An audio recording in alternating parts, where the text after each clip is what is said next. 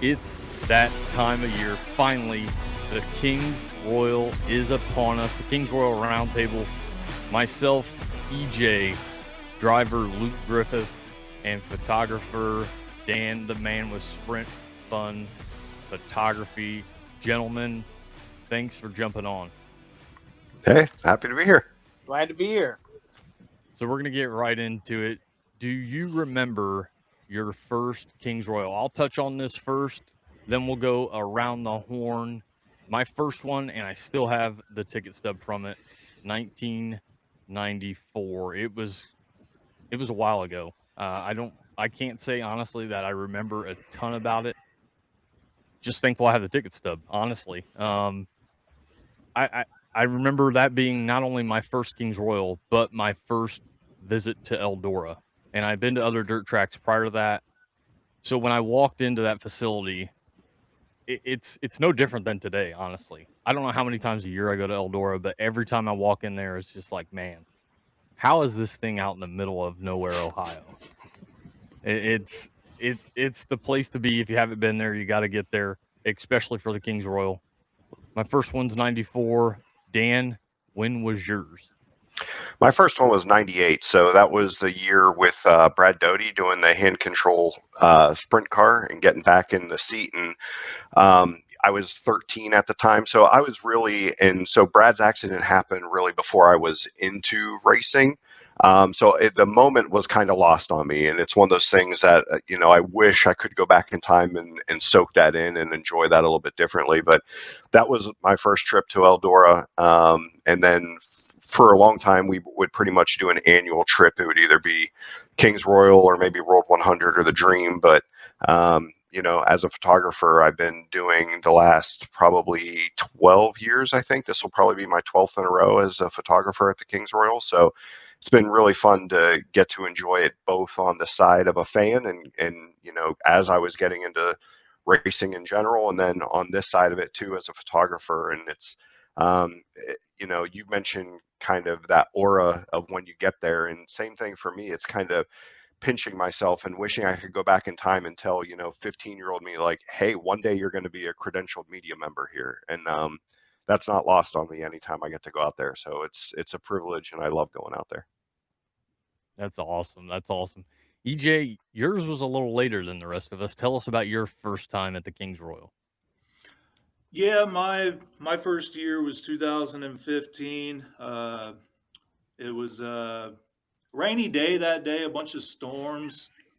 I thought that we was going to have a tornado and everything. I almost got my two-wheel car, my Bonneville, stuck and could barely leave the next morning. It was the year Shane Stewart won, and I also seen none other than the wild child Jack Hodenshield start at the back of the pack in 24th and work his way up to 8th. Yeah, we were all actually there for that one in 2015. I was telling you guys before we started recording, like we were sitting in the car and somebody mentioned, I think I'm going to go back to camp when we weren't camping at the track, which, by the way, if you have the ability to camp at the track, it's the only way to do it. Only way to do it. That being said, I said, you guys can leave, but I'm not going anywhere, so somebody's going to have to come back and get me. Needless to say, everybody stuck around, and we saw the sun coming up when we left that night. So 2015 was a hell of a Kings Royal to attend. Luke, what about you? When was your first? I was also at 2015. Yeah, that was an interesting night to say the least. 24 hours of Kings Royal, if you will. But I'm going to say my first one, I had to do a little bit of R&D on my side to figure it out. But I think it was 09. Darren Pittman won that year in the Hop and Sack 21 car. Mm-hmm. And I believe, as compared to, I believe yours was, Josh, that was my first time at Eldora as well. And I have vivid memory of standing, this was before the bleachers even existed on the top of turn 3 there. Vivid memory of standing there with my dad watching Darren Pittman cross the stripe, and we hoofed it for the exit because my brother had been racing 360s and we just wanted to see the Kings Royal, and he was already done. But been to quite a few since then. I could break it down, too many to count. But most recent, I was at last year's. So Nice, Yeah, that nice. was so that the old days with the NRA 360s as the undercard. I forgot about. And the All Stars would race on Thursday or Friday, right? Wasn't it too? I think it was Thursday. Or maybe it was. Yeah, I don't know. It's my brain hurts, but Well, yeah. it's been such a transition, right? So the first Kings Royal was one night. Hmm. I mean, now it's basically 4 nights. Like, I know they break it up. I know High Limit has the first half, the Outlaws have the second half, and really it's becoming a week. Like, you've got the Doty at Attica. I don't know what High Limit's going to do moving into the future, but obviously this year we've got High Limit at Fremont on Monday, 6 straight days of 410 Winged Warriors here in the state of Ohio. It's not a bad thing to have. I'm not sure what obviously 2027 looks like, but it's definitely changed from the one night deal to what it is today. So that would lead me to my next question. What is your most memorable Kings Royal? No wrong answers here. A few that I noted: 98, like was talked about with Brad Doty taking another lap. 2010, Steve Kinzer wins his 7th on a double file restart that was 3 wide at one time, green, white, checkered. And in 2015, we talked about it already. It rained and the sun came up when we were leaving to head back to camp. So those are just some that pop out at me personally. Dan, any pop out to you? The 2021, well, they ran 2 Kings Royals, which was crazy. So if I remember right, Tyler Courtney won the one that was like the afternoon, early evening one. And maybe Brent Marks won that the evening. I don't remember. But the thing I do remember about that is that's where Kerry Madsen and Ian wrecked going into turn 1. And I was taking pictures there. And Yeah. that picture I took of Kerry, that's like he's probably 20, 30 feet in the air, where it looks fake. Like it doesn't look like a real picture with how the shadows are, and there's a front right tire that's like frozen in the air. But that's truly one of my favorite pictures that I've ever taken. Certainly one of my favorite that I've ever taken at Eldora. And so that's very memorable for me. I mean, that was just a wild scene of events. And that's such a crazy picture to me. Yeah, I think that was that in turn 4? Turn 1. Turn 1. Yeah, Okay. it was, All right. Ian was down low. And from what I remember, Kerry came to try to pinch him down into the bottom and they hit going into 1. And that was all she wrote. And it was crazy. Yeah, it's weird when you're up in those towers and if you're eye level with a flipping sprint car, it's wild. Yeah. Different perspective for sure there. EJ, what about you? What is some of the memorable Kings Royals on the top of your head? Obviously, the first one's always memorable. That was my first time to Eldora as well. So always remember that. That was a long day. And just recently, getting out there with my 2 sons every single year and, tent camping for the whole week and watching national touring sprint cars and cheering on Sheldon for the whole week. So we're getting better at camping in our tents every year. We finally got some air mattresses this year. So, looking to make some more memories with the boys. Awesome. Luke, most memorable Kings Royals for you? So I was trying to look it up while we were chatting here, and I can't remember if it was for sure if it was 2010 or 2001, because I believe 2010 was the Tyler Walker year where Sammy blew the tire going into 3. Is that correct? Okay. I don't know if that's the year, but I know exactly what you're talking about. Okay, so it was I believe that was 2010. It was one of those 2 years, and the reason why it's my most memorable, I can't even remember who won the race, but that was back when Sam Haferteep was running the Plum Fast 15H car, if you remember that. And okay. I think Darren Pittman was still in the Hop and Sack 21. They were running 2nd and 3rd or 3rd and 4th somewhere at the front. Pittman blows the tire going into 3 and backs it into the fence. Haferteep's got nowhere to go. They get together, crash. It's like an F1 crash. There's parts laying everywhere when everybody gets done crashing. And my dad, I hadn't started racing yet. My brother was racing at the time, racing 360s that night. He walks down to Sam's car, and, this thing's just, it's all mangled on the front. And there's, they're taking parts off it, pulling the engine out. And my dad starts talking to old man Haverteep, and he says, "Hey, what's your plans with that car?" And he's like, "What do you mean?" And he's like, "Well, I got my son is probably going to start getting into 305s here in the next couple of years, and I don't want to, go buy something brand new because he's probably going to get in some accidents here or there. Like, I think we could probably get it fixed." And old man Haverteep looks him dead in the face and says, "Tell you what, let my boys take all the parts off it that we're going to keep, and you can just have it." Come to find out after the fact, that was a brand new car for that weekend. It was only the second night on it. And it just got, Tony Bieber, expert Tony Bieber, put a whole new front clip on it. And I think I raced that car for 3-4 years. Wow.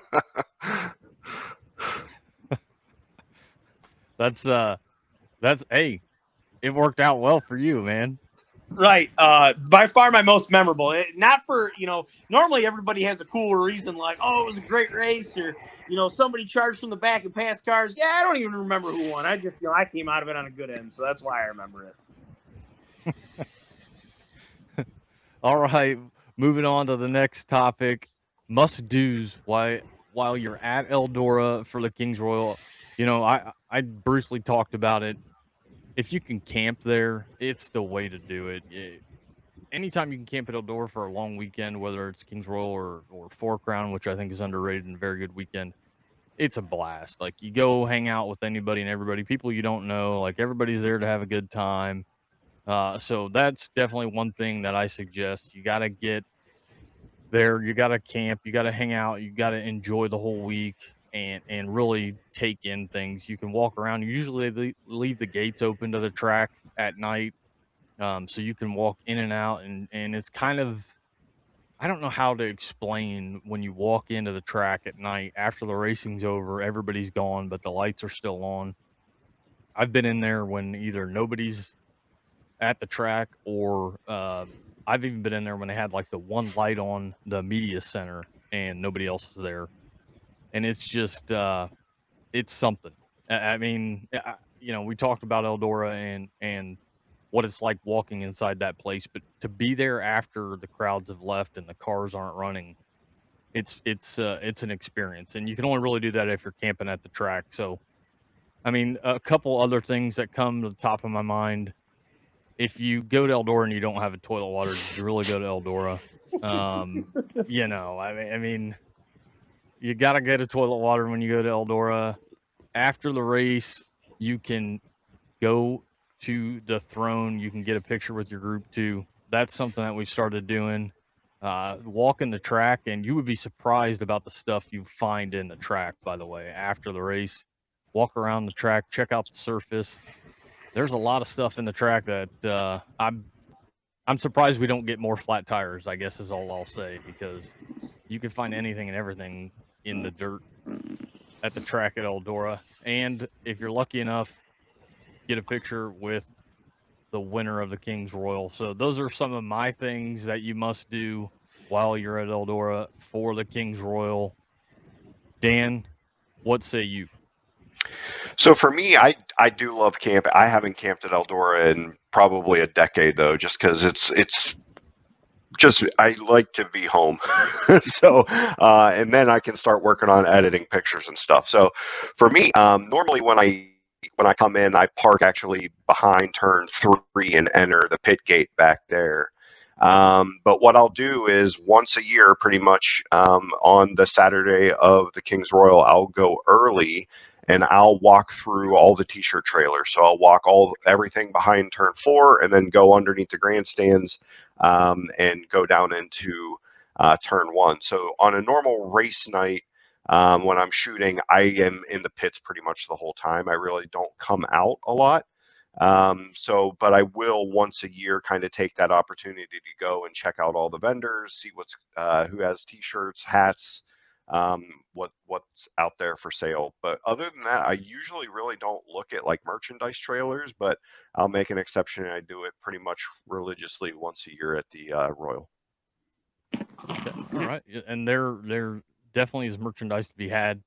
I know guys do special stuff for the Royal, like they do for the Nationals. So if you want to find some unique stuff, you know, and the Eldora vendors, they also put together some cool Kings Royal stuff. I've got one of them back here behind me with that Kings Royal flag. Got to check out the vendors. Definitely with you on that, Dan. EJ, is there something that pops out? You talked about you and the boys camping. I'm sure that's one of the things on your list. Anything else there? What you got to do when you get to the Kings Royal at Eldora? Well, I've done it before, but they're not old enough to do it. I love to watch the racing from the infield there. It's just second to none. It's just amazing to watch from down there when they go ripping by you. And another thing that comes to mind is you got to get some Whistle Stop. It's right down the highway from Eldora. They got amazing food, amazing drinks. The guy that runs it, he runs the Sure Shot Tap House. We was there last year for the party bus, which is how I got familiar with it. So both of those spots are not too far from the track, and Andrew that runs it's really growing the two businesses a lot, and I would definitely advise getting out there and getting some food. Yeah, that's a very good point there, and I'm glad you hit on the infield because I completely missed that. Yeah, if you get to Eldora, even if it's your first time, you got to get in there. I always like to go up against the fence between 3 and 4. If they're running low, holy crap. Yeah. It's an experience, let me tell you that. Luke, what do you got to say about your visit to Eldora for the Kings Royal? What is a must-do on Luke Griffith's list? So I'm going to upset the apple cart a little bit. I'm not much of a camper myself. Now, I used to work with a guy who's like the most diehard religious sprint car fan you'd ever want to meet. I love to go hang out with him and his clan. If you don't take a time to walk through the campground, even if you're not a camping guy like myself, you're missing out. I mean, there are all the sights and sounds. It's like it's like Times Square, but for rednecks is the best way I can you can see everything you want and don't want to see at the same time. All in the same place. But I would say, going to Eldora for first, whether it's a Kings Royal or not, like I took a coworker of mine and his 16-year-old son back to Let's Race 2, the Friday night portion. And they had never been. They'd heard me talk about it. They come to Fremont, Attica sporadically, but had never been to Eldora. And I made sure, EJ hit on the point, I made sure to take them down to the 3-4 end on the fence for hot laps and qualifying. Because I thought, you know what? Can't really watch the actual racing from here, but for hot laps and qualifying, can't beat it. Like, you got to experience it if it's your first time at the Big E.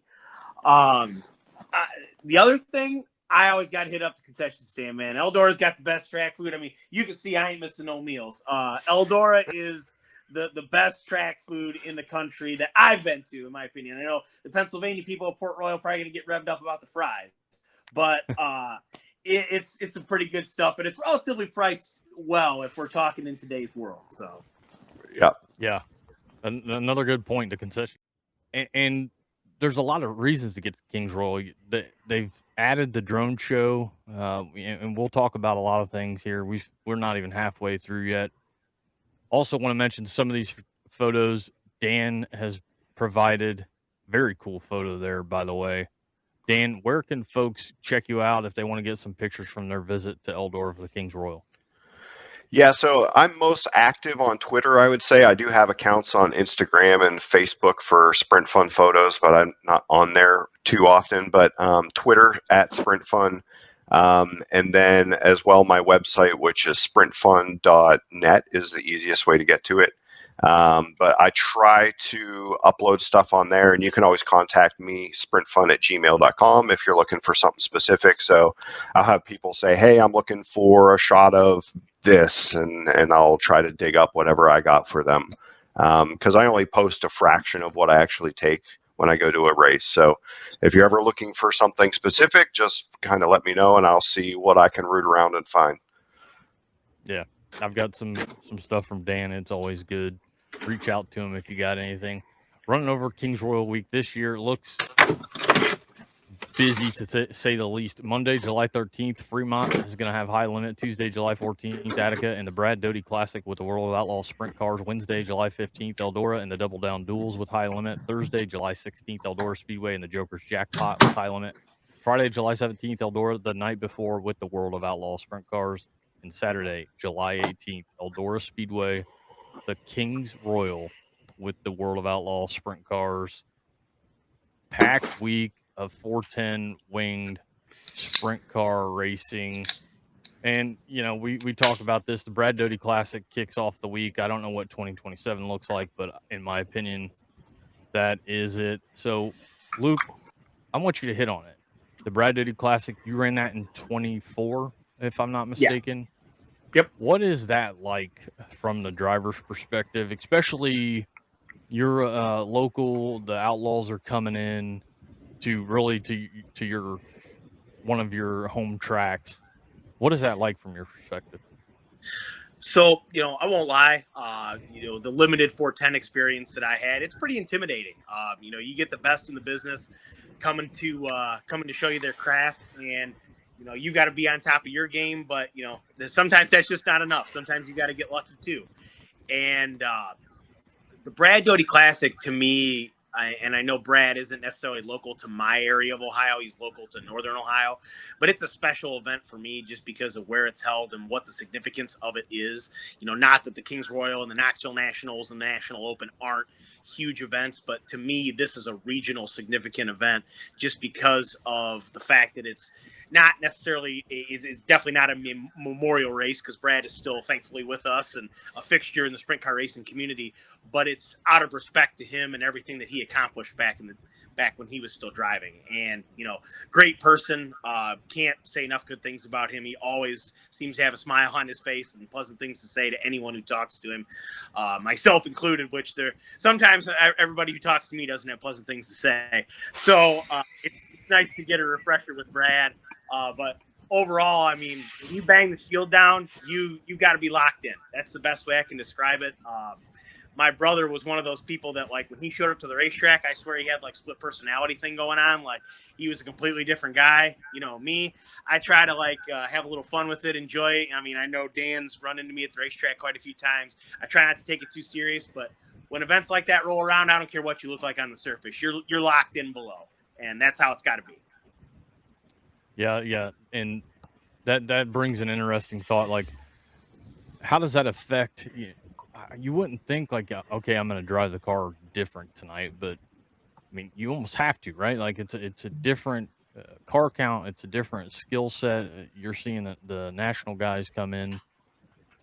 What kind of thoughts are going through your head? Because it's got to be a completely different night than what you're used to there. Yeah, the pace of the night, to be honest with you, is something that you can't prepare for.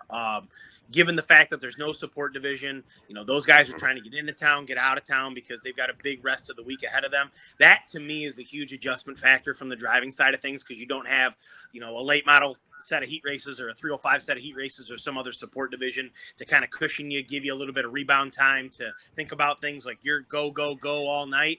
And, you know, one of these cars, things happen so quick, you've got to be, you just got to be sure that that's what you want to do. And, you know, sometimes you make the wrong call. Sometimes you make the right call. You know, these guys run at that kind of pace all year. And I'm not talking race pace. I'm talking, you know, in the pits, setup wise, get strapped in. You know, it's a completely different environment that as a driver, normally you're not prepared for. So that's, to me, the biggest adjustment when they show up to town. Probably the most daunting experience that I had during my limited 410 World of Outlaw experience, Brad Doty Classic specific. You know, you draw for qualifying positions within your flights because they have a big field, obviously, so it's divided into flights. And I was the first car out the second flight, or I'm sorry, I was the second car out in the second flight, paired with none other than Kyle Larson. So you want to talk about a time where you're like, man, could this be going any worse? And I think I said, Dan, I think I said this to you. I said, man, how am I supposed to go out there and run a good lap knowing that I'm, you know, trying to stay out of the way? And you said to me, I vividly remember this, said, well, the plus side is nobody's going to be watching you. So, you know, I don't know if that weighs on anybody else from a driving perspective. You know, we're all kind of, us race car drivers are all a little different upstairs. You know, you got to be to strap in with something 900 horsepower and go around as fast as we go. But to me, that was always a daunting side of things from a driver's perspective. Yeah, I can only imagine that. You know, when I think about the Brad Doty Classic, which the first one was in 1989, really, I think it pops out to me, and we talked about this when it first moved to Lima in 2006, I believe is what we came to determine, Yep. and it was there for 9 years, if I'm not mistaken. I can remember when I heard about that, like, okay, I need to make sure I find out how do I get my hands on tickets, because it was a packed house there. It was a packed house there every year, but the first couple years, like it was from what I remember, it was hard to get in. So it's always cool to have an event like that, and like you said, I mean, I think it's on a national level, showing respect towards Brad for what he accomplished and what he still continues to do for the sport. It's a very big event, you know, and it's up there. That's why it's part of King's Royal Week, in my opinion. Dan, do you have any perspective on the Brad Doty Classic? Great race for a great guy. Like Luke kind of hit on, you know, Brad's always so positive and really always hope the best for, you know, Attica is my de facto home track. I would say it's maybe not the closest, but it's the local track I probably go to the most. So always hope for, you know, positive outcome for them. But one thing that I'll just say is I love across the racing landscape where you can have these kind of one-off races where somebody just pours their heart and soul into that race to make it a special event. So, you know, we just had one with the Steve Smith race that Brian Lepo helped put out. And if you saw kind of him talking about that and everybody was so thankful, or Dean Niddle when he was doing the memorial for his dad, that's another example where, you know, it kind of enables somebody to, you know, I get it when you're a promoter, there's so much that's going on that you have to kind of cover everything a mile wide and an inch deep. Whereas these special events like this, it really lets somebody, you know, go an inch wide but a mile deep to really make it a different race for the competitors, for the fans, for everybody. So that's one of my favorite things about the Brad Doty Classic. And like Luke mentioned, it's rare to find a race with no support divisions. So what that means for me from a greedy photographer is hopefully I get to shoot during sunset, the feature.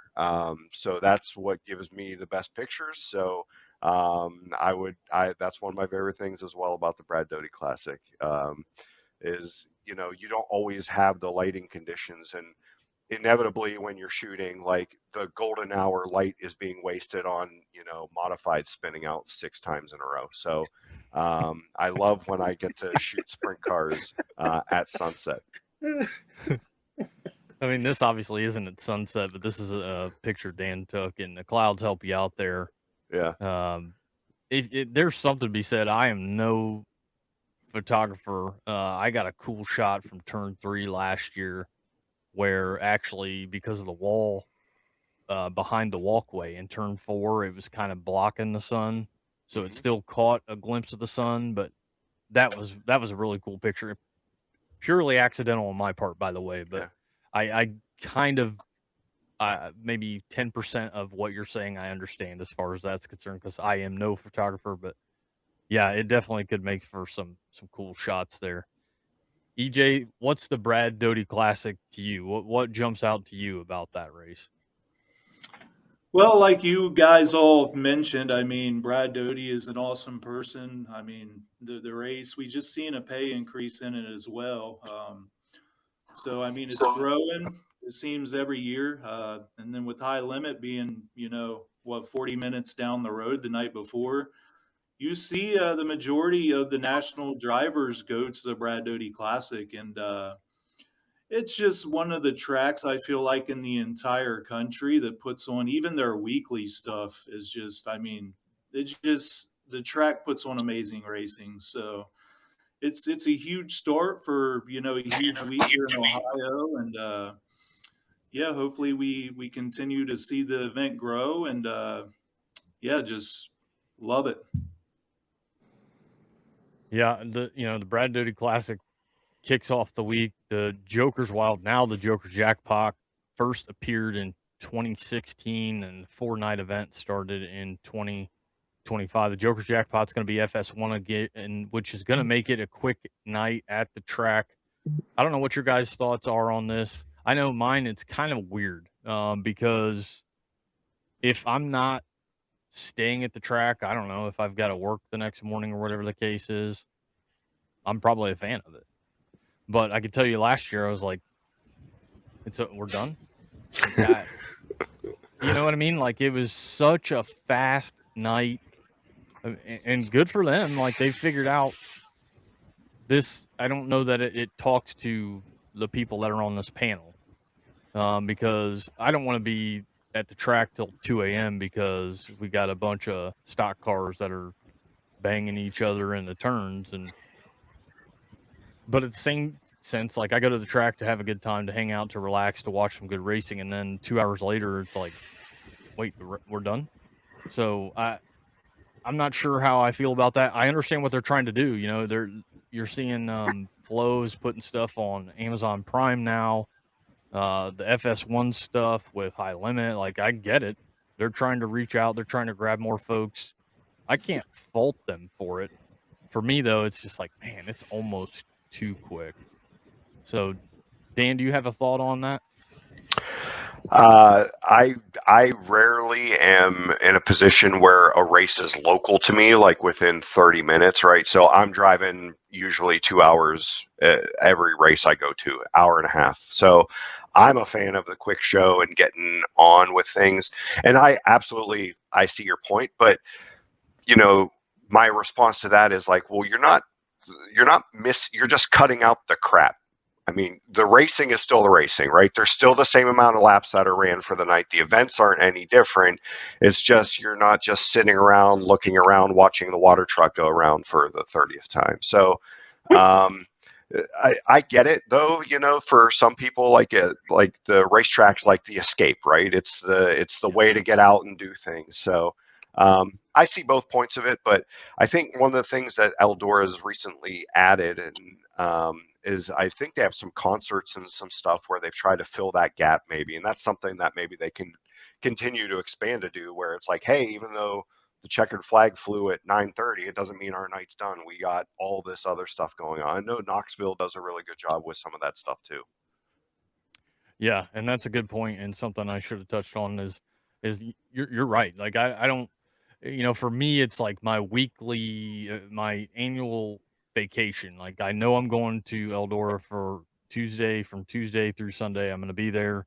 Most likely, I brought enough stuff that I don't have to leave. Like, I'm at the track the entire week, and I'm completely fine with that.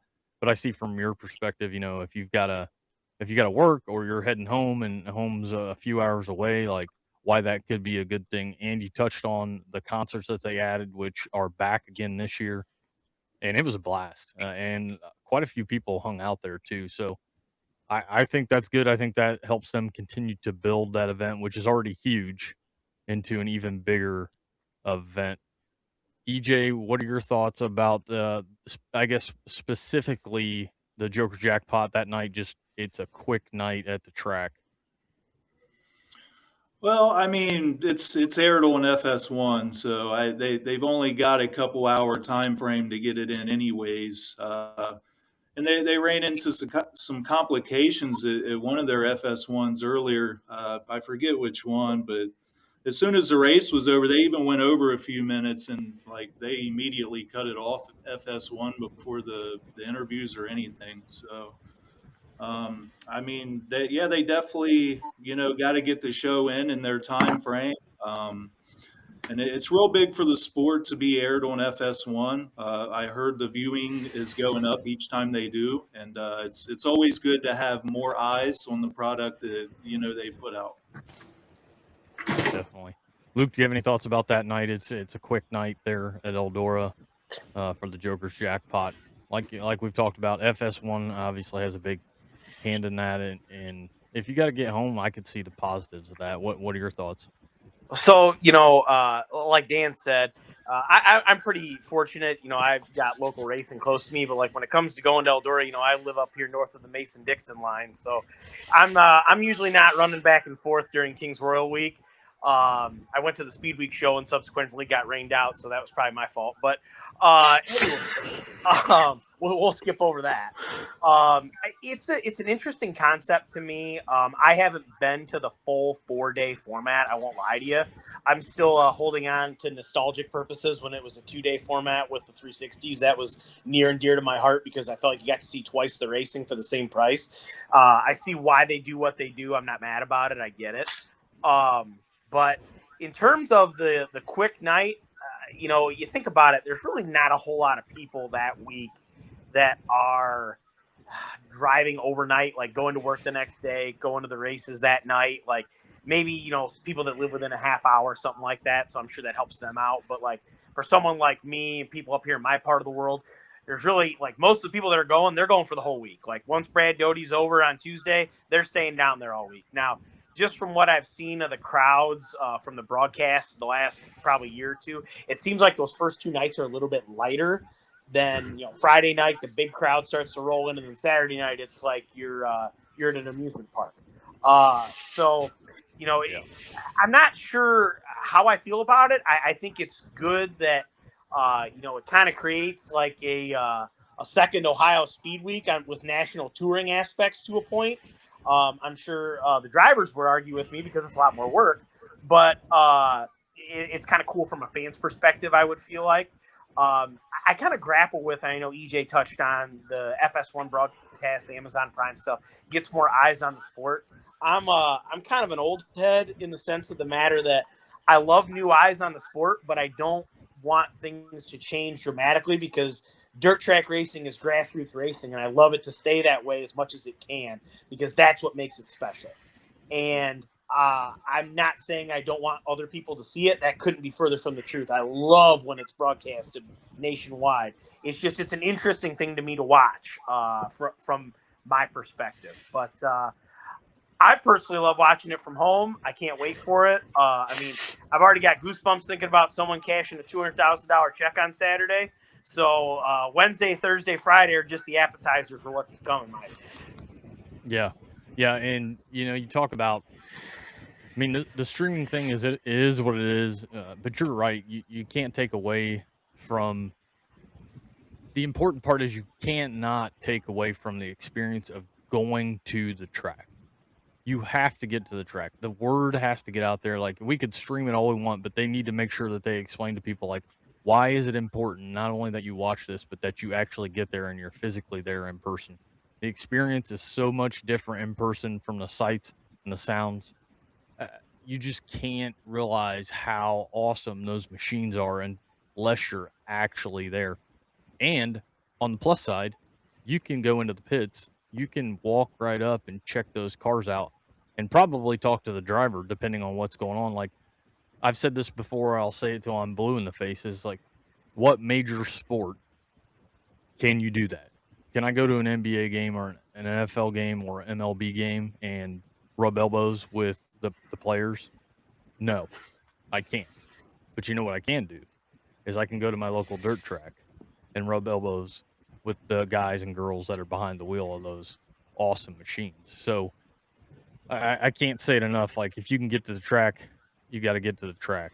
Sometimes it don't work out, and the streaming works out great for folks. Like I can't get to the track at all. My schedule changed this year, and now it's really hard for me to get to the track. So how do I keep up? Streaming. I appreciate it, but if you have an opportunity, you definitely got to get to the track. So we're gonna move on, and a topic that is near and dear to Luke Griffith's heart: the King's Royal format. This should be good. And I'll be the first to say, like, we always have this every year. We have this conversation in my group on Saturdays. We're sitting in turn 4, and for some reason we have the same conversation every year because somebody will say, well, why is it, it can be confusing at times as far as the format's concerned. And I think there's always talk about sandbagging during qualifying. I know I've personally mentioned it. But on that note, the 2 fastest qualifiers not advancing from the heat races start 19th and 20th. So my first question on the topic of the King's Royal format: do we think that is enough incentive? I don't know if guys are sandbagging or not.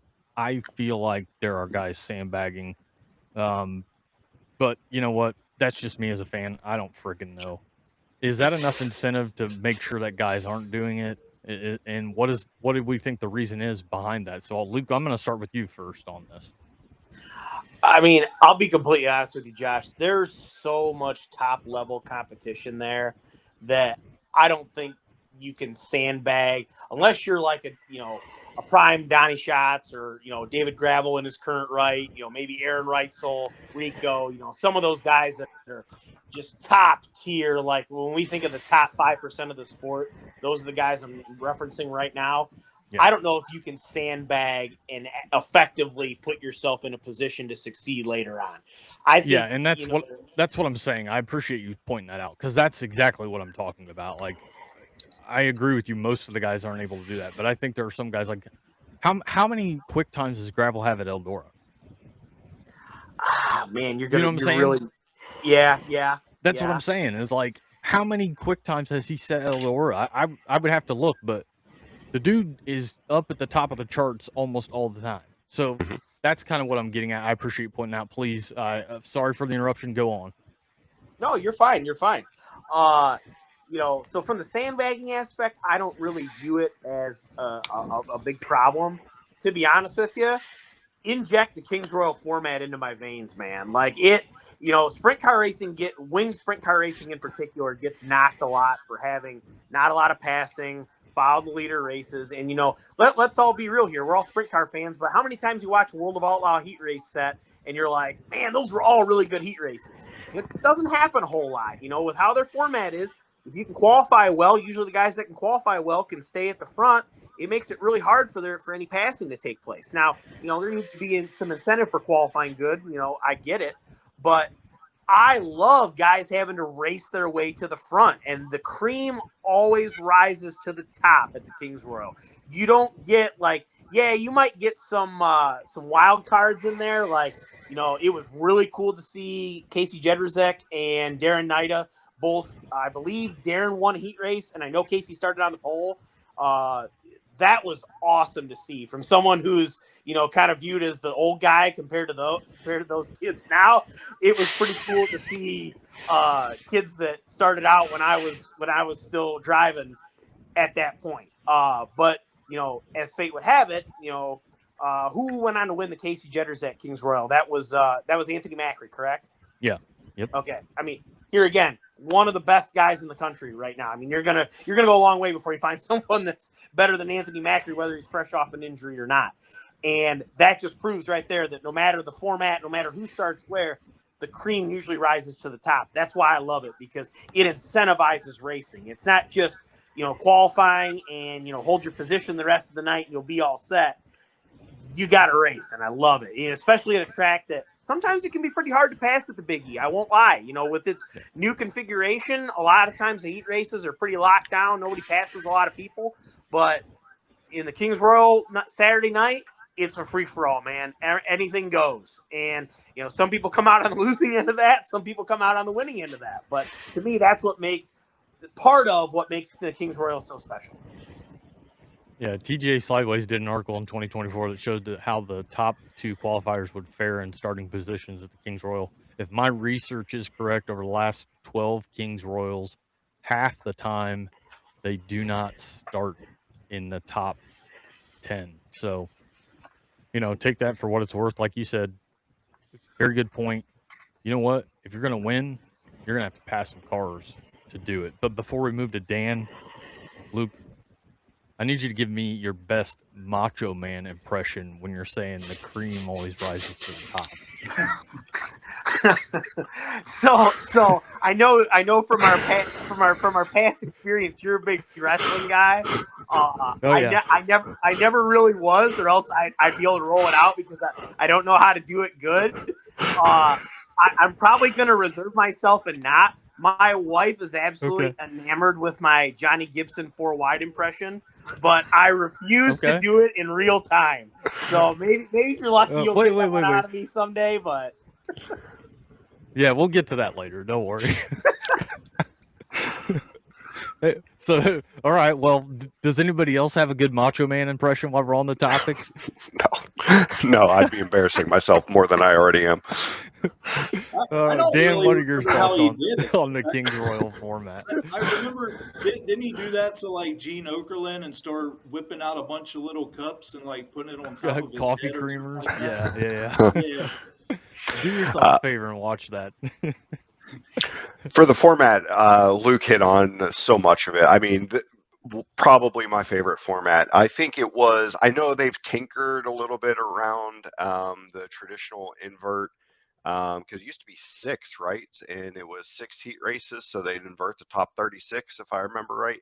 And I know we have the Wheel of Misfortune now, but I want the Wheel of More Misfortune. So I think the Wheel of Misfortune's a little too lenient for my taste. I want, because I think there's like some like 2s on there. Like, get those out of there. Like, what is Yeah, invert get 2 them gone. Get that shit out. Sorry, I don't know if I'm allowed to swear. Get it out of there. You're good. You're good.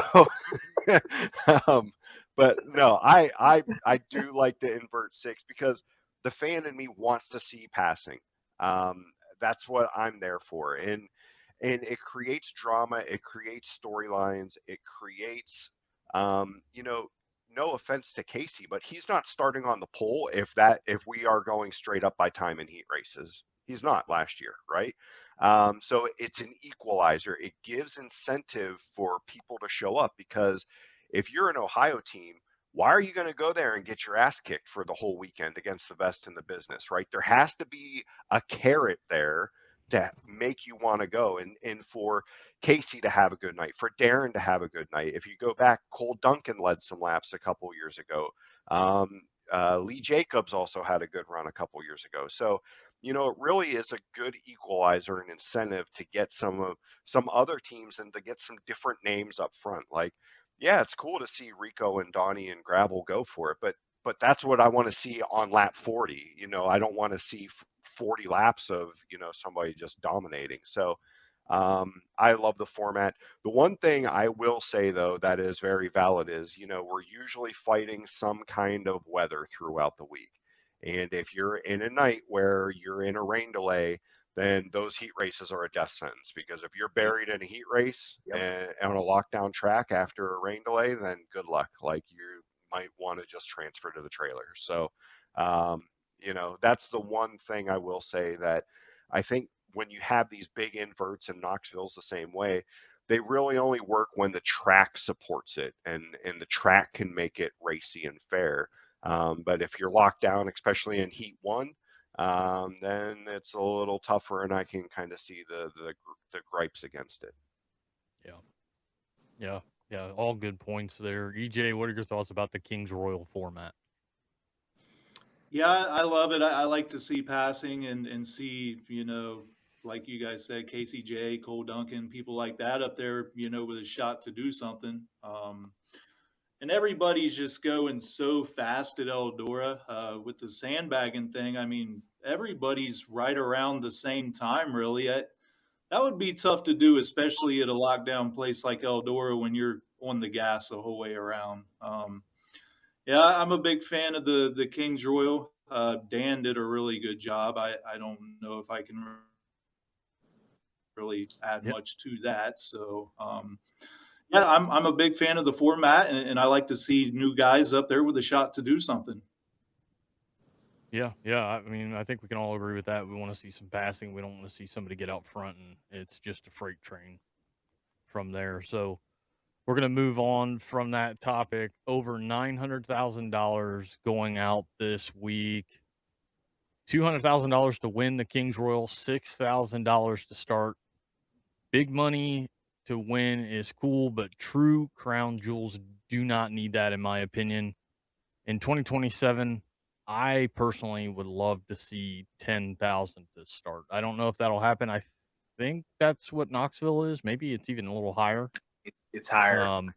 Is it 12? I think it's went up in recent years. It was 10 for the longest time. That's why the payout at Knoxville is fantastic. That's why so many teams show up.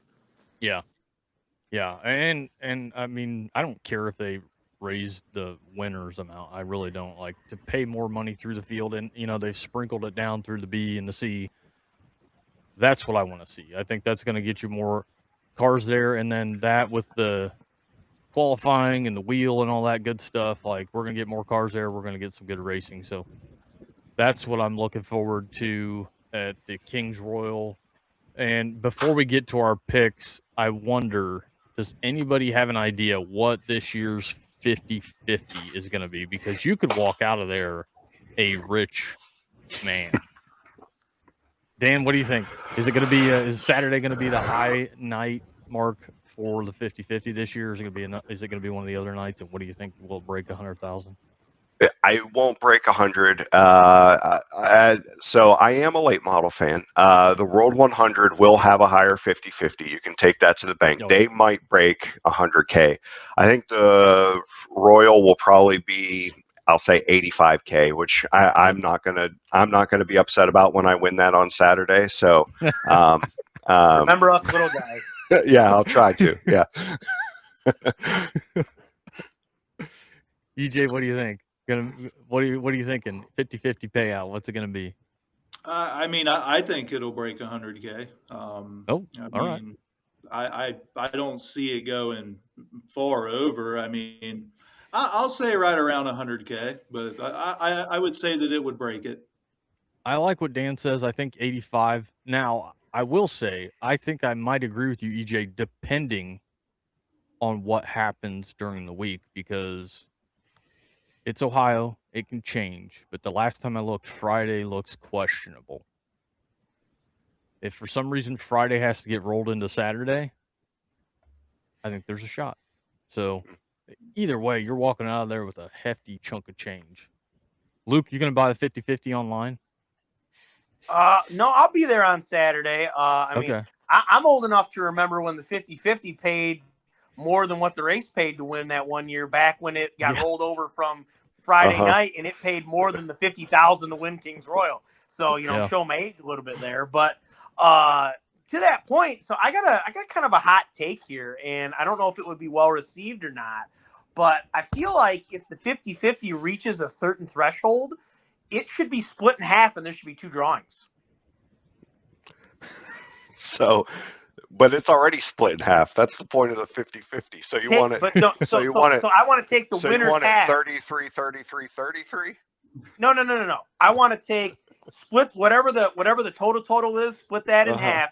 Take the 50 of that to whatever charity, wherever it's going, and then the 50 that was going to be the winner's share, split that to 25-25. That would, in my opinion, that would incentivize some more ticket sales, because you think, hey, I got 2 shots to win this thing. I mean, I know my luck. I could have 30 shots out of 31 and I wouldn't win. But, there's some people that might be enough to just hammer down. I mean, you might clear 150K at that point. I don't know. Yeah. It might. You never know. That's an interesting thought. I think you might be on to something there. All right. We're going to move into picks this year. Drivers to watch for the week ahead. Who is not a usual suspect and is going to put together a solid week? For me, I'm going to say he's familiar with and has wins at Attica and Fremont, and he's cut his average finish in half at Eldora over the last 2 seasons. My picking a driver to watch who I think is going to have a really good week. I'm not saying he's going to win. I just think he's going to have a really good week. Cole Macedo. Now, Luke, this was your thought on this topic. What say you? So after I presented this idea to you, I kind of rolled it around in my head and was like, man, I maybe should have thought this through a little better, because I didn't know if I really had someone in mind. I like a couple guys with what I've seen so far this year. I'm not going to lie. I'm a big Garrett Williamson guy this year. I feel like he's progressed a lot. I mean, we all know he had the Rookie of the Year on the tour, but he's really picked up here as of late. He kind of got robbed of one, probably about a month and a half ago in Wisconsin at Angel Park, I think it was. And he had something break late and ended up in the fence when he led most of the race. I think Gravel went on to win that race. But he's been pretty fast. I wouldn't be surprised if he rolls in and has a good week. It's hard to predict with the high limit roster, because I'm not sure who's going to float between. Obviously, they'll be at Eldora all 4 nights, but I don't know who's going to hang out and go to Attica after Fremont on Monday. But I also feel really good about, he love him or hate him, he's relevant. Aaron Reitzel's due for a Kings Royal win. Like he's knocked on the door a lot. I know he's not a fan favorite. The longer it goes, I used to never be a huge Aaron Reitzel fan, but when he always gives his angel donor money to the Texas Children's Hospital, that always makes you smile inside. So that gives me a little bit of soft spot for a guy that not a lot of people like. So my outlaw pick to have a good week is Garrett Williamson. My high limit pick to have a good week is Aaron Reitzel, because I feel like he'll be at most, considering he won at Attica, the big 20,000 to win show back in May. So my thoughts are he'll probably be around for the whole week. But definitely probably not my picks for Saturday, but those are from each side. Those who I'd probably go with to have a good week. All right, Dan, who do you think is going to have a good week? 6 straight nights of racing here in Ohio. Yeah, I don't know. That Monday Fremont show is a bit of a wild card with what outlaws will show up, if any, just because they have such a long week, after that. But the person that I'm really looking forward to, and I think is going to break through, if you want to call it that, is Buddy. I think Buddy's due for that Eldora win. I don't believe he's won at Eldora yet, and I would put him on a short list of people that will be getting that win pretty soon, and I think it's going to come this week. He's going to get that first Eldora win. That team's been hot. They've been really good. Buddy obviously has a ton of experience between Attica and Fremont from when he ran local around here. So I think, he'll leverage that for if they show up at Fremont, but for sure at Attica, he's going to be tough to beat. And then I think at Eldora, he starts stringing it together, and I think he's going to get a couple podiums and a win. EJ, what are you looking at? Who are you looking at? Who do you think is going to have a very solid week between those 6 nights of racing? I don't know if he'll be here for all 6, but I look for him to come out for at least the Kings Royal. I'm looking at Chase Dietz if he's coming out. The way he's been running this year, he's been up front no matter where he runs. He's been on, a tear out there on the half miles in PA, winning a bunch. I know Eldora is a different beast, but we all know how Williams Grove is, and that's a very unique track as well. So I look for Dietz to come out and have a big week. And yeah, that wouldn't be my pick for Saturday, but I look for him to, be running up there. Nice. I like it. Last year's Joker's Jackpot winner was Kyle Larson, and last year's Kings Royal winner was Anthony Macri. So we're going into picks for this year. Thanks to my man. Shout out to Todd. He's a big shots organizer. He loves to put the shots together when Donnie passes cars. And he helped me kind of come up with this idea and set the parameters. So we've got some different points to hit on here with what we'd like to see at this year's Kings Royal. Going to start out first with what would you like to see for the Kings Royal? And I'm going to start, and I'm going to say I'd love to see Sheldon or Rico win, just because I think that it would be awesome for those guys, number one. Number two, I think it's going to be wild if one of those two guys wins. I think there's going to be a big party at the track if one of those guys is crowned king on Saturday night. And also, if Donnie could win once again, Donnie wins another Kings Royal, he will tie Steve Kinzer for all-time Kings Royal wins. So that's just some of what I would like to see Saturday at the Kings Royal. Luke, what about you? So I'm I'm a huge Donnie fan. I would love to see Donnie tie Steve. I mean, that greatness, recognized greatness, two of the greatest to ever do it. That would be just awesome to see, especially in person, being that I'm going to be there. A big thing before I get going on my, who I'd like to see. I'd love to see a good week of clean, competitive racing with no big crashes. That's a big thing for me. Yeah. Last year, Tyler Courtney got banged up. A couple other guys got banged up. And, you can never predict these things. It's just, it's such a black eye to the sport. And I don't, nobody loves to see it. But I just wanted to get that out there. That's something I really hope we can avoid this week. But in terms of, who I want to see where, I mean, if Sheldon wins the place, it would be like if the Browns won the Super Bowl. It might burn down.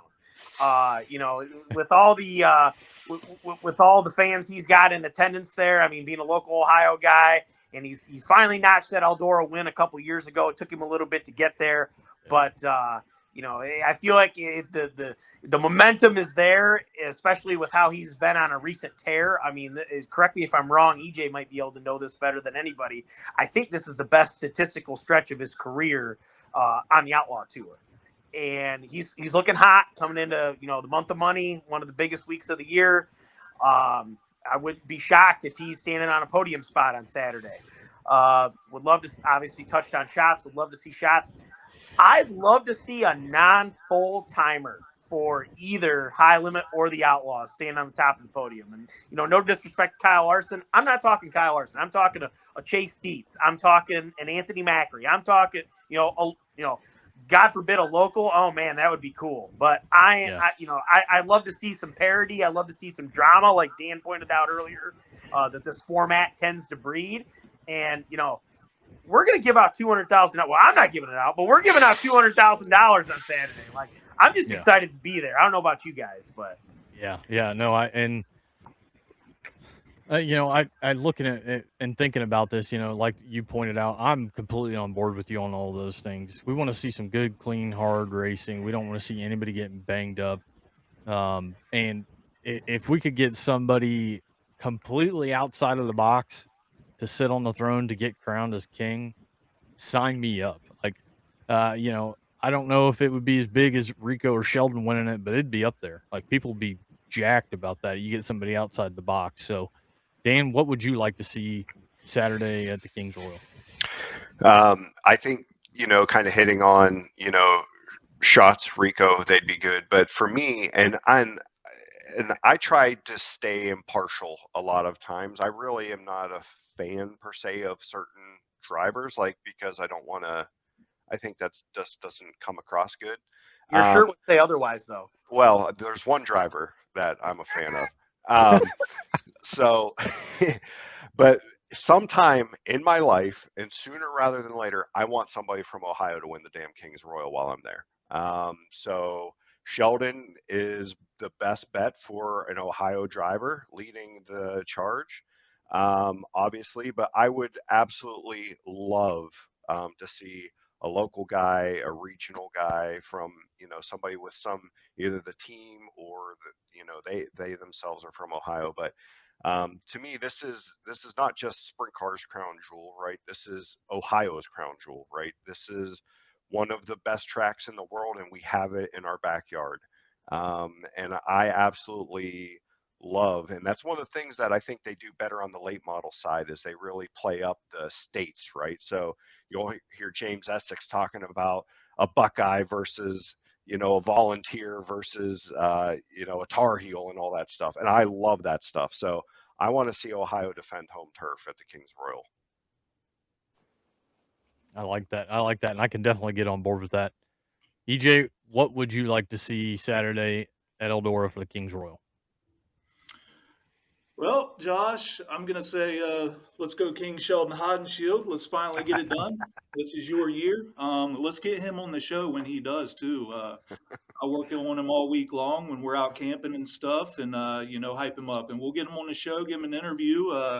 You don't do a lot of interviews, man. I'm ready to go, Josh. I'm taking Sheldon Hodenshield for the win next Saturday. And I knew like that. we all mentioned, man, it's just going to be a party all night long, and I'm here for it. Yeah, well, and that takes me kind of to the next point in this is, who do we think are favorites? Who do we think, realistically, who do we think is a favorite to win the Kings Royal? Gravel, as we talked about, he's always fast at Eldora, and until otherwise noted, the best sprint car driver in the world, in my opinion. Rico's always quick there. He loves Eldora. Brent Marks heating up at the right time. The season started out for Brent Marks really bumpy, but man, has he been heating up. Can Anthony Macri repeat? He's looked pretty solid. PA Speedway did him well. I think he'll be fast at Eldora. Reitzel, we talked about. He's definitely there. Buddy Kofoid, Donnie at Eldora. Anytime Donnie's at Eldora, I don't care what's going on. The guy has a chance to win. And lately, Sheldon has been on a tear. My pick, he's been runner-up twice in 13 attempts. And he finally gets the crown.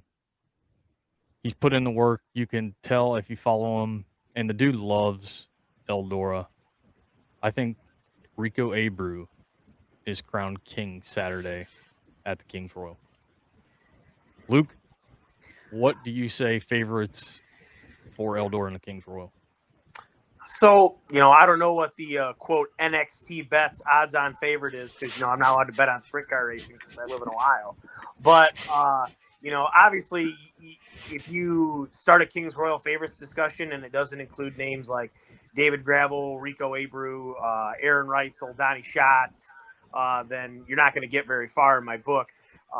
Those are some guys that are up there. Anthony Macri, obviously, with a great chance to repeat. He's looked fantastic fresh off the injury. Glad to see him back. It's really hard to say with this format. It's so difficult to make a real-time prediction come Saturday night. It kind of depends on how the week goes a little bit, to be honest. But I'll give you two picks. I'll give you my logical pick, and then I'll give you my kind of fangirl fandom pick that would be really cool to see, and I think everybody would love it. It's been a little while since I felt like David Gravel showed up at Eldora and he would win. He's been so consistent here lately. I really feel like Saturday night's going to boil down to him or Buddy Kofoid. I feel like both of them have been just on a tear. Buddy's been getting the wins. David's been netting the top fives like they're going out of style. I feel like whichever one of them gets a better early in the night, set up come heat race time is going to be pretty hard to knock off the top. Now, obviously, there's plenty of guys that could do it, but those are just my two picks. Honestly, I think it would be really cool from a fan side of things if somehow the Buick 13 to Tanner Holmes found victory lane. That dude seems to be a colossal fan favorite, just a completely likable guy all the way around. And I would put him up there with a Sheldon or a Rico status if he won. I feel like that place would get a little testy. Some walls might start getting ripped down, couches burnt, vehicles tipped over, etc. But that's what I'm going to roll with for now. Obviously, that's all subject to change, but those are my picks. All right. Dan, do you have some favorites for Eldora and the Kings Royal?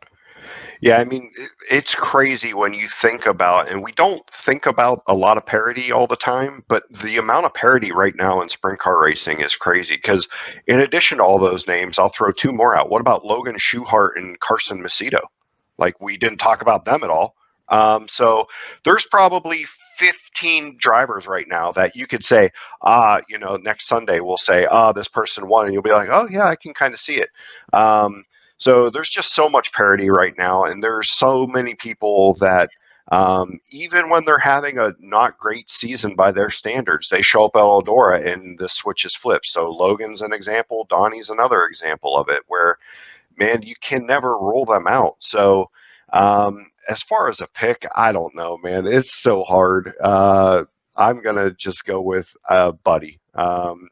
Again, I think he's really due. I think he's putting it together. He's showing a lot of maturity. And they've been pretty fast at Eldora. They've had some misfortune too, but I'm on the Buddy train right now. So I think we'll see if he gets it done Saturday. But like I said, I would love a Rico win. I think the place would absolutely melt down. It'd be awesome. When a Posse fan wins it, all the Posse fans that are there in Victory Lane last year, they were chanting all kinds of stuff. It was wild. It was a cool scene. Yep. So, I have full faith that no matter who wins, it's going to be awesome. So, and who knows, it could be Tyler Courtney. That's another name we didn't mention. Not defending, but he won it, 5 years ago. So, there's just so many people that it's the storylines write themselves, and I think part of that is the format that helps contribute to that too, where there's people that are always tough, but there's the people that come out of nowhere too and shock you. So Can't wait. Yeah, yeah, we can all agree. We want to see a really good race, and I think you get a really good finish in that. That helps with whoever wins, right? But there are definitely some favorites here. And EJ, I feel like your favorite's probably going to be somebody you already mentioned. But let's see, who are your favorites for Eldora and the Kings Royal? Well, I'm going to go ahead and stick to my guns. I'm taking Sheldon Hodenshield, like I said. Last year, right at the beginning of the feature there, he blew an engine, which was, I feel like, the start of his downfall, where he knew what he was going to do when he did it last year when he left the 17. So we haven't seen a lot of engine issues this year out of his current package. This is actually is the most consistent he's ever been on a national tour. I think out of his last 15 races, he's been in the top 7, and that's something we haven't seen ever from Sheldon Hodenshield. So I think he keeps it rolling this week in the Buckeye State. I know the Kings Royal is the main one he wants to win. So I'm taking Sheldon, and I look for him to be up front every night. Nice. Moving on from favorites to dark horses, which would be not top 7 on either tour in points. And I'm not sure it's fair that the guys I have listed, or for that matter, the guys that I pick, but here we are. Not sure again that it's fair, but Brad Sweet, Corey Day, Jason Bursley, Emerson Axum, Tanner Holmes, Ryan Timms, Cy Lynch. I've got them listed as dark horses. Some good names. My pick, I want to pick Corey Day. And again, I don't know if this list is fair and if I should just exclude him, but I think Brad Sweet with Paul Silva and the fact that he's not running for points, I think there's a good chance Big Cat wins the Kings Royal again. I'm just saying, he's with Paul Silva. He's not running for points. I think my dark horse, if you can really call him that, but based on not being in the top 7 in tour points, I'm going Brad Sweet. Luke, what do you got? Well, for starters, do you think if Sheldon wins, we can get him to play Hang On Sloopy over the PA since he's an Ohio guy? But anyway, non-top 7, Brad Sweet's an elite dark horse pick. I got to give you that one, Josh. I always, and I don't know how I always kind of forget about Brad Sweet. He's kind of off my radar now, and I don't know why, because he's been nothing but successful since him and Paul Silva have kind of been doing what they've been doing. Dark horse picks, man. I was kind of going through states in my head when you were talking, guys from each state. Does anyone know? Because Knoxville used to make Saturday night a non-points race for them, so that their drivers could be released to go run the Kings Royal. Correct? Yeah, I don't know what their status is for that. You're right, though. And it's gone back and forth, I feel like. So I don't know if it's a points night or not on the Saturday. I mean, and obviously Knoxville is more similar to like your Pennsylvania half miles than your Eldora half miles. But I got a real dark horse pick I'm going to dig out in the Midwest, and that's Austin McCarl. He seems to run really well on halves. If he shows up, I think he can qualify well. And with that format, you don't have to be the best qualifier. You just need to land where you need to land. And if he starts up front, he's not going to throw out the anchor and go backwards. So that's a kind of a dark horse pick of mine from the West. A dark horse pick from the East would probably be like a Chase Dietz. I don't think you can call Anthony Macri a dark horse because he is a previous defending Kings Royal winner. So that kind of breaks the spirit of dark horse. But that would probably be my pick from the East. I mean, like EJ mentioned earlier, he's just been on an absolute tear over there. I mean, there's really nobody that's been able to slow him down other than, a couple nights here, a couple nights there. I mean, the battle that him and Anthony Macri put on during Pennsylvania Speed Week was like something I'm going to tell my grandkids about sitting around the bonfire some night. And then my Ohio dark horse pick, that's a tough one. I'm not going to lie, a team with a lot of momentum right now. I feel like they're meshing very well, just like their previous driver meshed with them very well. I'm going to have to go with Darren Nida in the 11N car. Kent Karhoff and Darren have really gotten things going. They look really well. And, you know, Darren's got previous Kings Royal starting experience. I could see him putting together a solid qualifying run and, you know, maybe being up front. I'm not saying Darren's going to win the Kings Royal, but what I am saying is I could see him running up front, maybe pulling out a top 10 or something, which would be cool for a guy that kind of runs on the local scene. Yeah, no, I mean, and I've got those names kind of sprinkled throughout in the different points we're hitting on with our picks here. Those are all good. I mean, the big unit, I don't disagree with you. You know, from Knoxville to Eldora, I think it's certainly something doable, and that would be interesting to see. So it's going to be a hell of a week. We know that for sure. Who are your dark horse picks, Dan? You know, a couple other names that I've been thinking of throwing out. So Emerson Axum, I know you mentioned him at the top, but just one little nugget about him is I think he might be one of the only, if not the only, driver to win Rookie of the Year at the Kings Royal and the Knoxville Nationals in the same year. So the talent is there for him, and you know they've had some pretty decent runs too. But a name I'm going to throw out, you know, with the whole Knoxville question, Brownie, that's another name that we haven't talked about, but Brian Brown is super good on the half miles. He's been getting better and better at Eldora. He started up front at Let's Race 2, at least the Friday night that I was there, and faded a little bit through the feature, but he's shown he can put it together. A name that I'm going to throw out there that I'm almost positive is going to be there, but don't hold me to it that they will be, is James McFadden in the Tarleton 21. So they ran PA Speed Week, and I'm pretty sure that they are intending to hit the Kings Royal, at least from earlier in the year when they released their initial schedule. So if that's the case, you know, J-Mac is obviously shown that he can put it together, and that's a good car. Drew Warner's a good crew chief, so that is, to me, that's a dark horse. And if they don't win the race, at least they got the most badass hauler that's there. So that'd be my dark horse. To your point, Dan, sorry not to interrupt you, Josh. To your point, Axum already does have an Eldora win with the All-Star Circuit of Champions back at the Speed Week show. I didn't even remember that. So that's a very good pick that I kind of wrote off, but definitely worth talking about. Yeah, no, all really good points there by Dan. EJ, what do you have? Who is your dark horse for the Kings Royal? I got to say Ryan Timms would be one of them. Last year's Knoxville Nationals champion and also Tuscarora 50 champion. I definitely, you know, can see him having a good week at Eldora.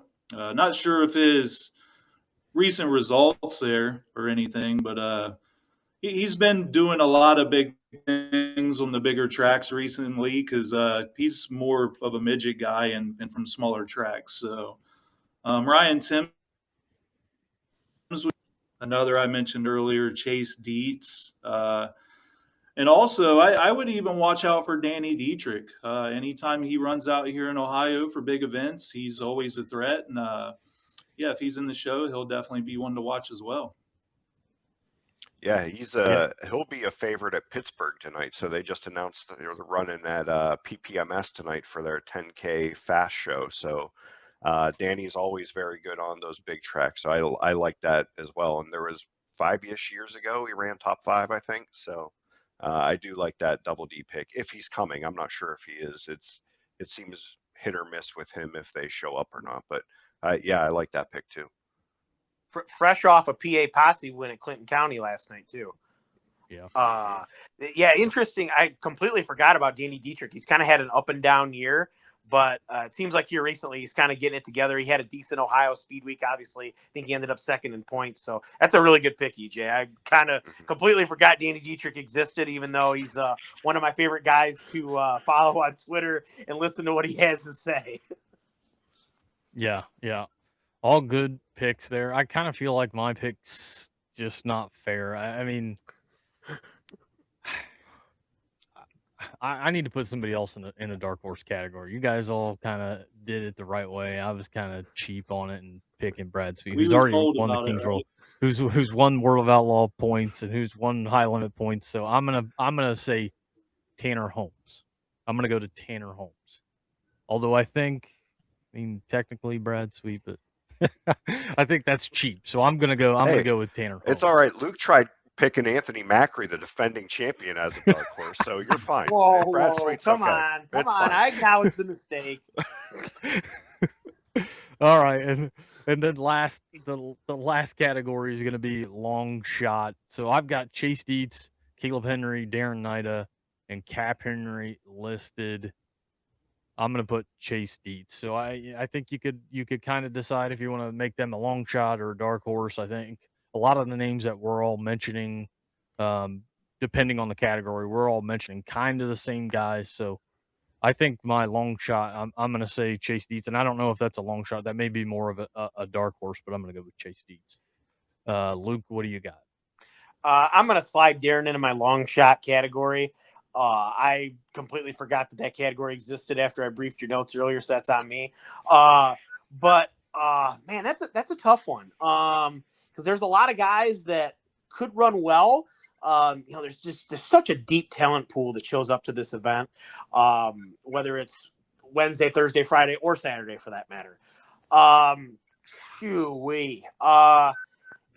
In terms of a true meaning of the word long shot, I feel like you got to get somebody that's like off the radar, and I'm struggling to think of guys that are kind of like not adhering to a national point series, but are going to show up. Caleb Henry's definitely on my list. He's somebody that has said openly he likes racing there.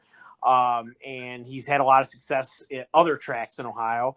I'm not sure what Cap Henry's plans are. Obviously, you got to factor him in. I think he has a Kings Royal start in the past. It's been a little while, but I do think he has a Kings Royal start. He did make a Knoxville Nationals field a while ago. I do remember that as well.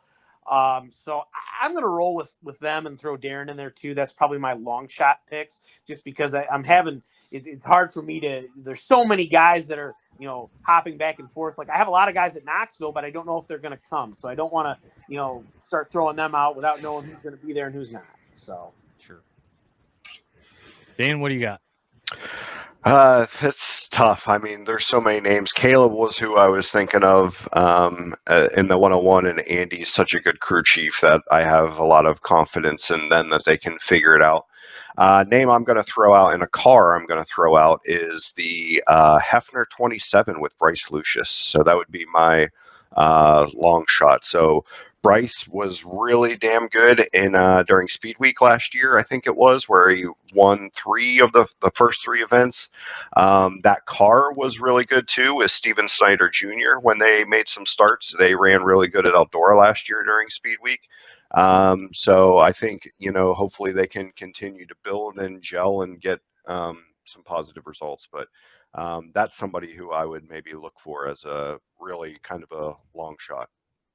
Yeah, that's a very good pick. I really like that one. EJ, what do you got? I would have to say Cap Henry would be a good one. Somebody else that crossed my mind, Cale Thomas. He's had a pretty solid year this year. He's seen quite a bit of success in his current ride. So, Cale Thomas would be a long shot. I'm not sure what he did there when Eldora rained out earlier for the Speed Week. So they gave it a shot, but Cale Thomas is usually always fast when he goes there. And that would be my long shot. Nice. Very good. So we're getting towards the end of this, guys. And you know what? It sounds like Luke has a really good Johnny Gibson impression. So, I mean, we don't even have to use the audio in the video clip, Luke. We could have you do the Johnny Gibson impression. Oh man, I got to prime the pump a little bit for that. So let's keep rolling for now, and maybe at the very end, after we roll the credits, I'll throw that one out there for you. It's gonna take a lot of emotional buildup for me to do that in public. When it's not just a Snapchatter in front of my wife. Well,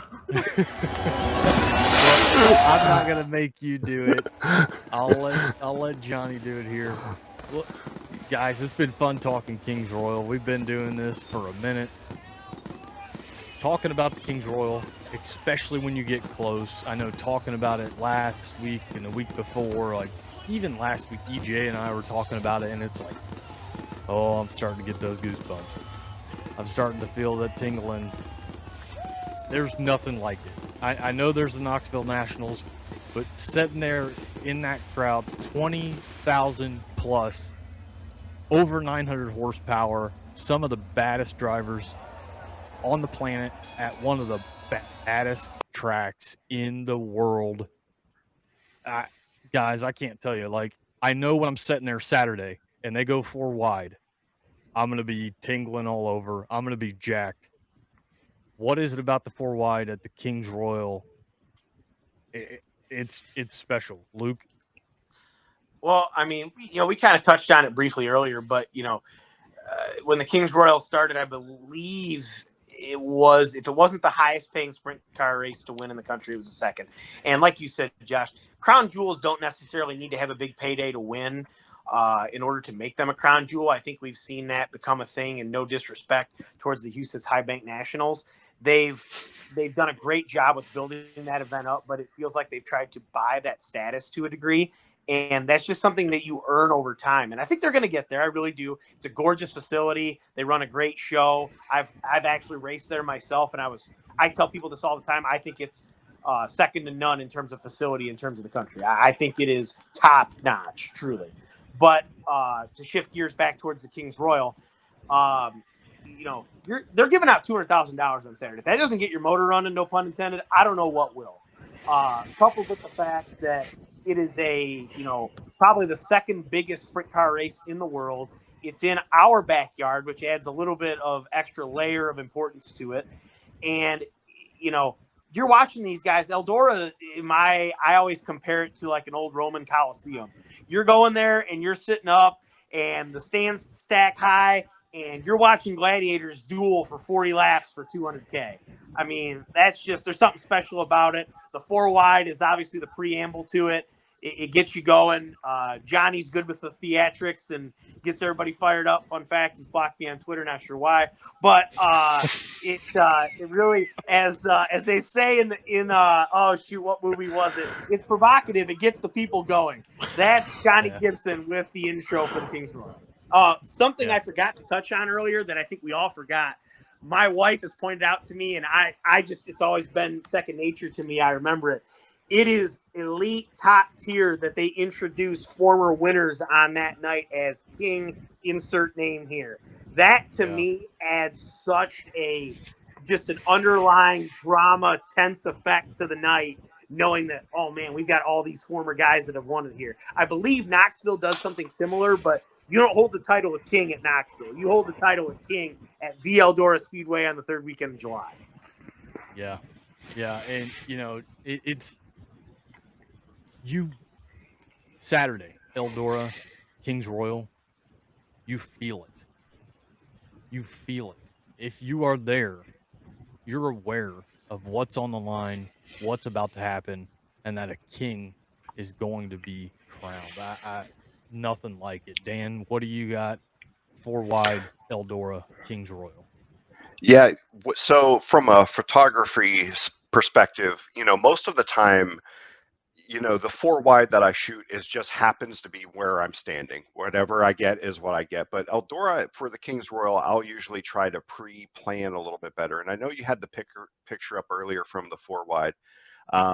But getting into the stands to take that kind of shot where you're with the people, you can really feel the excitement. On a normal night when I'm in the infield, I don't feel that. I don't get the goosebumps. But when I can sneak out and take a picture, from outside with the fans and like you guys have kind of talked about, like it's palpable. You can measure it. You can feel it. Now, the downside of that is me hauling ass and trying to get back to the infield, which is like a 5-minute walk while you're getting sandblasted going through turns 3 and 4. But that's one of the coolest shots that I've taken, and one of my favorite 4 wide shots. Even though because I think the thing about this shot that I love so much is it's not about the cars, which is normally what the 4 wide shot is about. This shot is about the event and the people and the spectacle, and you don't get that very often. So that's probably my favorite thing about the 4-wide. Yeah, I mean, in this shot, you got Dad holding his kid. The kid's got a crown on his head. You could see all the Yeah. lights throughout the turns. Yeah. They've added It's almost those like I planned that and I didn't. It was just dumb luck. So awesome. And now they got the suites over there in turn 1 and 2. Now they have 2 different suites over there. So yeah. To add to that point, awesome. There's the best way I can describe it, Dan, the feeling you're talking about. There's literally electricity in the air Saturday night at Kings Royal at Eldora Speedway. It's that, like, I don't know if any of you guys have ever been to Knoxville. I was to the Nationals in 08 and 09. There's electricity in the air on National Saturday. I feel it from Ohio. It's in the air.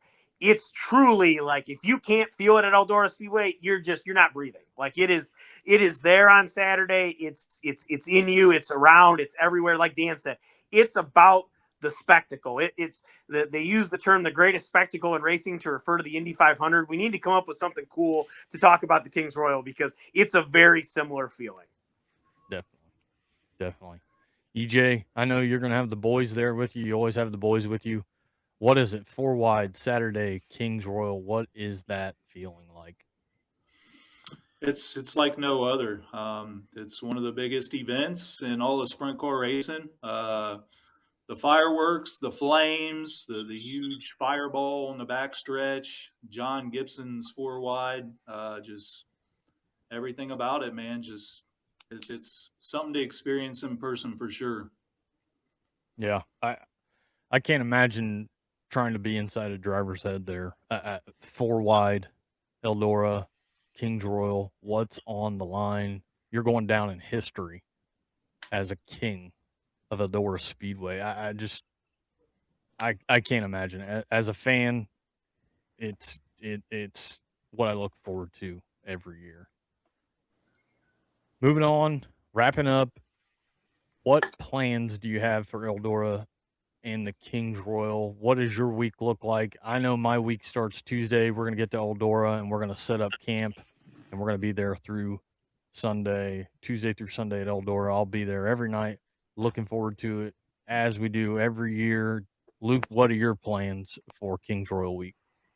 So I guess we'll go the whole week. Monday and Tuesday, I've been fortunate enough to be lending my buddy Cody Brewer a hand this year. So he'll be racing Monday at Fremont with High Limit for the what is the name of that event now? Jackpot something or other. I can't remember. Yeah, Hollywood Casinos has got brilliant sponsorship marketing in it. strategy, by the way, getting Hollywood Casino involved. I got to compliment them there. So I will be in attendance Monday, Tuesday for the Brad Doty Classic Tuesday at Attica. And then I probably will not be in attendance until Saturday night, just because I got some work stuff. I've already got some vacation planned out for later in the summer, so I probably won't be able to make any other night. Now, I do have you get the wheels turning on me, Josh. I do have a bonus pit pass here that's eyeing me on my kitchen table from the Speedway show that got rained out. I might just have to cash that in on Friday night. But we'll see where the wind takes me, as the saying goes. But Saturday night, my wife and I always sit with a good friend of mine. I worked with him. He retired. He's the gentleman I was talking about earlier. It's kind of a super fan. And he's got a motorhome, travels all over. That's like his gig. He doesn't do anything else but go to dirt track racing. He'll be there all week. As soon as Attica's over on Tuesday, he actually takes his camper down Sunday, comes back, watches Fremont Attica, and then drives down Tuesday night after Attica, and he'll be there all week. So we have seats next to him on the concrete pavilion there off of Turn 4. Great seats, love it. Good guy, good atmosphere. So can't wait. Super excited. Hoping the weather cooperates and the racing's great. Yeah. I've still got my pass from Speed Week as well. I'm going to use that Wednesday night, but we'll be on Saturday night. We'll be on the concrete as well there in Turn 4, which, I mean, that's a whole nother topic. Like, where do you like to set at the track? We love Turn 4, and that's where we are on Saturday nights. What do you got a feeling on that? We'll talk about that real quick. Where do you set at Eldora? I mean, so me personally, I'm a pit pass kind of guy. Like, I like to go in, I like to go out, I like to kind of change it up, especially on the event. Like, in my opinion, short of the Kings Royal, I think Let's Race 2 is the best event on the card all year because you get the best of both worlds in the same place. I like Four Crown, but the thing with Four Crown is the racetrack's usually a lot slicker, slower because they got the big girls there and they don't want to get it all roughed up for the crown cars. But in terms of sitting space, it really doesn't much matter to me. My buddy, shout out Calvin Knapp. Calvin always has seats on the front stretch, him and his wonderful wife, Jana. And I always try to hang out with them if I can for a little bit on Saturday night. Their seats are fantastic. Like, I think those seats are second to none. But I'm kind of a drifter. I'm a rolling stone, as the saying goes. So wherever works for me. Yeah, I'd like to move around, but for Saturday, Kings Royal, we have etched our spot there in turn 4 on the concrete with our lawn chairs, which is certainly a hack at Eldora. I can't do grandstands. My knees do not like grandstands anymore. So love it. But Dan, what do you got? What's your Kings Royal week look like? And do you have a spot that when you're not shooting, you like to set?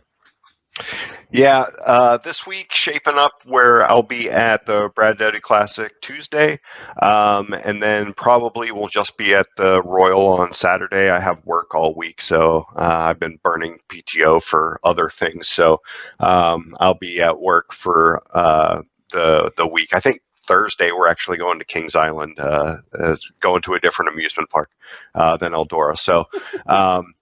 So yeah, that's kind of the plans. And then for seating, my hack, if you want to call it that, is buy a pit pass, bring a chair, and sit down in turn 2 in the infield, right in front of the video board. So you get to experience the cars at full throttle, at full song, coming through the corner, and you have the big ass video board that's right in front of you, and you can keep track of everything. You can see the times, you can see all of that. So.